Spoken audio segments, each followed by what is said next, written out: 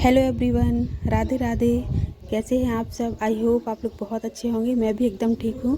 तो स्वागत करती हूँ आपका अपने चैनल में। और आप देख सकते हैं कि ये गांव का व्यू है, क्योंकि मैं है ना गांव में आई हुई हूँ शादी अटेंड करने के लिए। तो मेरे बड़े ससुर के लड़के मतलब देवर जी की शादी है, जिसको अटेंड करने के लिए मैं आई हूँ। और अभी यहाँ पर नहर का पानी भरा जा रहा है। तो जैसे ही मैं गाँव आई और यहाँ पर नहर का पानी भरा जा रहा था, तो बस मैं यहाँ पर शामिल हो गई। तो हर जगह की शादियों के जो रीति रिवाज होते हैं वो अलग अलग होते हैं। और हमारे बुंदेलखंड में शादियाँ किस तरह से होती हैं, कौन कौन सी रस्में निभाई जाती हैं, वो सब मैं आप लोगों के साथ शेयर करने वाली हूँ। तो आप लोग बने रहना वीडियो में। तो फिर अभी यहाँ पर है ना नहर का पानी भरा जा रहा है। तो जो हमारी कुलदेवी हैं उनका जो प्रसाद होता है ना, उसको हम लोग नहर बोलते हैं। और उसको बनाने के लिए ताज़ा शुद्ध पानी चाहिए होता है। तो यहाँ पर कुएं से पानी भरा जा रहा है।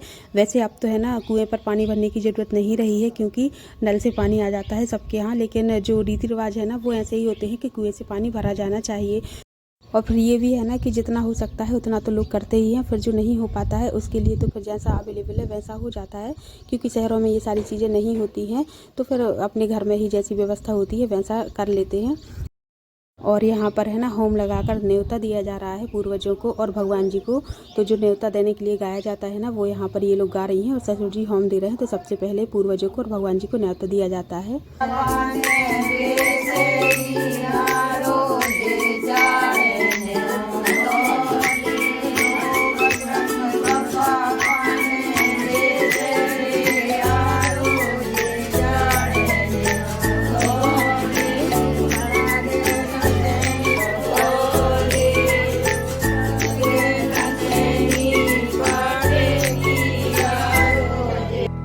तो ये देखिए यहाँ पर विधि भी आ गई है और न्योता देने की जो रस्म होती है ना वो हो चुकी है।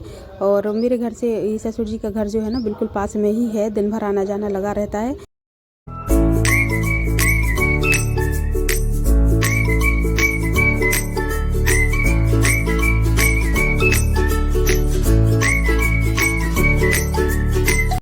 तो जो नहर का पानी भर के लाए थे उसको भी यहाँ पर रख दिया है, क्योंकि भगवान जी की स्थापना भी यहाँ पर है और नहर भी है। तो जो नहर का पानी भर के आया है ना उससे बनेगा अब नहर, मतलब कि ये प्रसाद है जो कुलदेवी का वो बनेगा।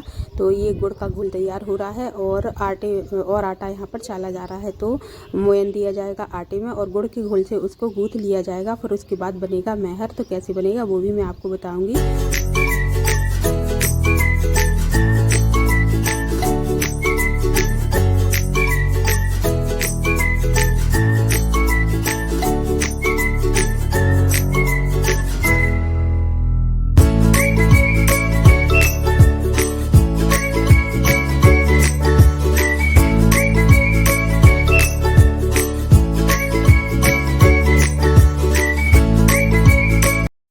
और यहाँ पर मैं बना रही हूँ चाय। तो आपको पता ही है कि शादी वाले घरों में चाय का काम तो लगा ही रहता है। और यहाँ पर तो बहुत प्रेमी हैं लोग चाय के, और मीठी चाय की, बहुत मीठी चाय यहाँ पर सब लोग पीते हैं। तो फिर मैं यहाँ पर बना रही हूँ अभी चाय।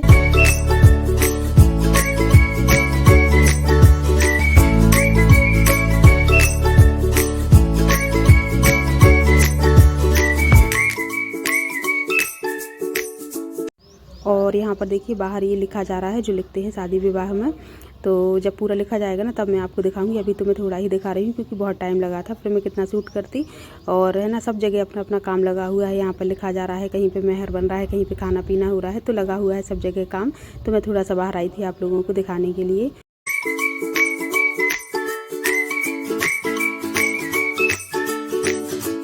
और ये दूल्हे राजा हैं, इन्हीं की शादी है।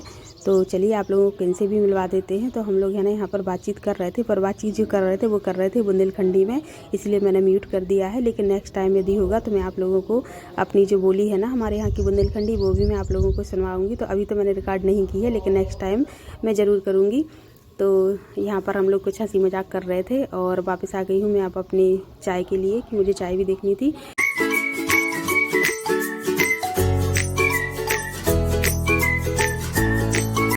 और अब मैं आ गई हूँ वापस अपनी चाय देखने के लिए, क्योंकि चढ़ाकर चली गई थी तो अब मुझे छानना है। तो बस यहाँ पर मैं चाय छान के दे रही हूँ। और छानने के बाद फिर से एक टंका चाय चढ़ गई थी। तो ये मतलब काम लगा ही रहता है चाय देने का और बनाने का।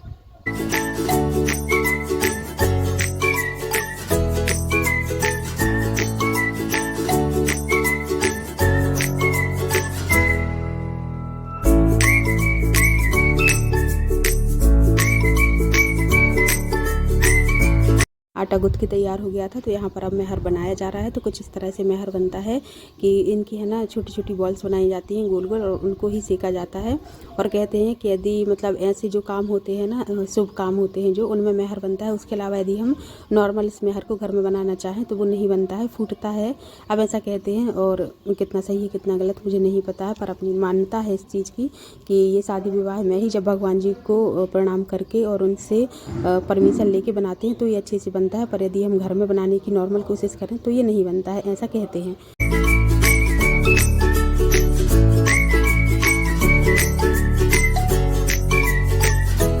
तो अब मेहर बन चुका था, सब लोगों ने ले भी लिया था। और अब यहाँ पर हो रही है तेल की तैयारी। तो हमारे यहाँ तेल और हल्दी चढ़ाई जाती है दूल्हे के लिए। तो जब लड़के की शादी होती है तो 7 बार तेल हल्दी चढ़ता है, और लड़की की जब शादी होती है तो 5 बार तेल और हल्दी चढ़ता है। तो यहाँ पर 2 बार तेल चढ़ना है और 5 बार हल्दी। तो ऐसा 3 दिन के अंदर हो जाता है। तो अभी है ना पहला तेल चढ़ने वाला है, तो यहाँ पर उसी की तैयारी हो रही है। और मेरी छोटी बुआ सास जो है वो यहाँ पर चौक बना रही हैं।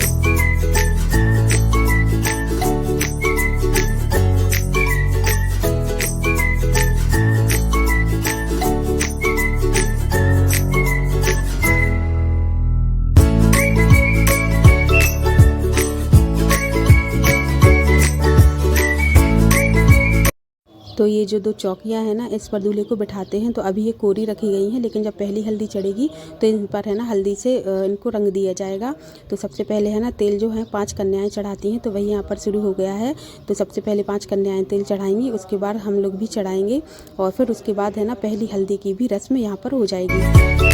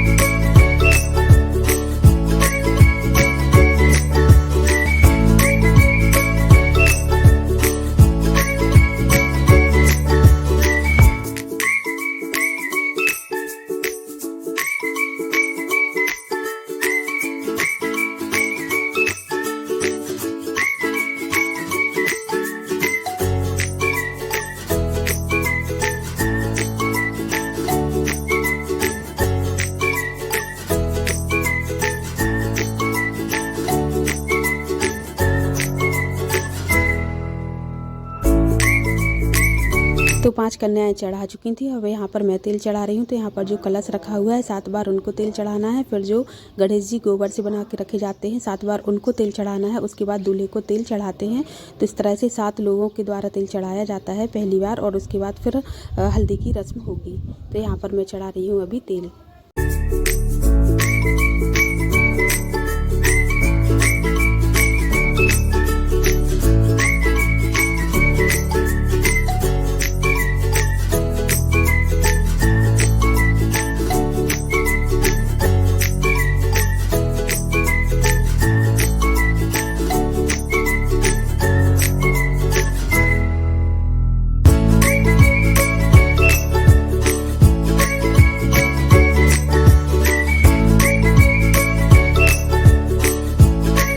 तो जो हमारे यहाँ पहला तेल है ना वो मेहर के पास ही चढ़ता है, अंदर ही चढ़ता है जहाँ पर भगवान जी की स्थापना होती है वहाँ।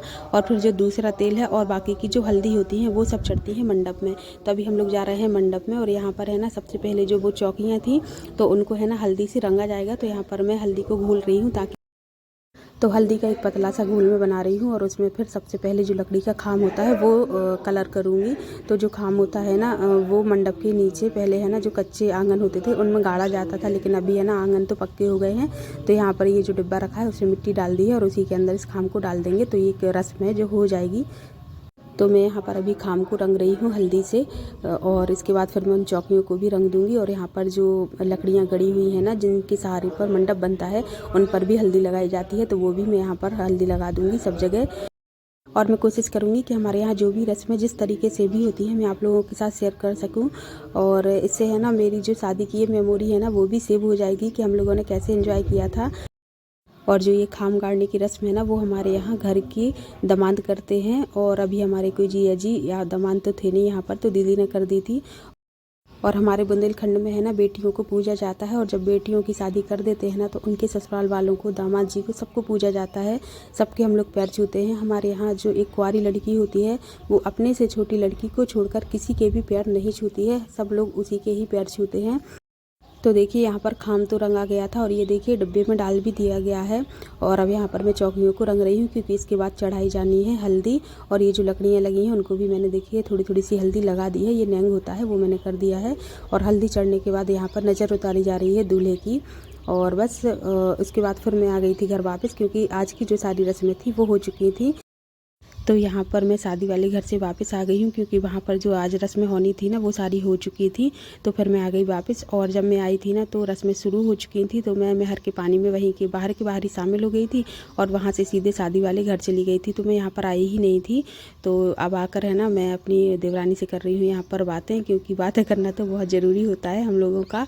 तो यहाँ पर है ना बता रहे हैं कि कैसे क्या हुआ था, क्योंकि उसकी तबीयत ठीक नहीं थी और वो शादी वाले घर में आज जा नहीं पाई थी, तो वो नेक्स्ट डे जाएगी। तो ये तो हम लोगों की आदत भी है, अभी जेठानी जी भी आ जाएंगी कल, तो बस हंसी मजाक चलती रहती है। तो बस यहाँ पर अब मैं सोऊंगी, विधान को भी सुलाऊंगी, और यहाँ पर ही मैं वीडियो को भी एंड कर रही हूँ। तो अब मिलेंगे हम नेक्स्ट वीडियो में, और लाइक कमेंट ज़रूर करना। बाय।